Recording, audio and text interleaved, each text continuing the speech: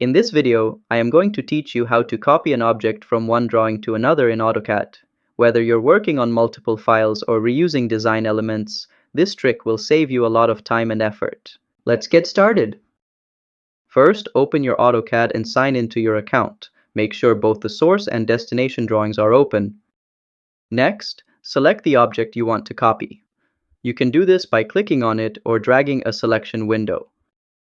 Then, right-click and go to Clipboard, then select Copy or press CTRL+C. This action saves the object to your clipboard for pasting. After that, go to the other drawing where you want to paste the object. Make sure the drawing is active and ready.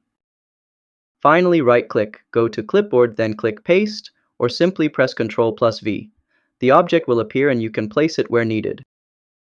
And that's how you copy objects from one drawing to another in AutoCAD. If this helped, give it a like and subscribe to How to Tutor for more practical tutorials. See you next time!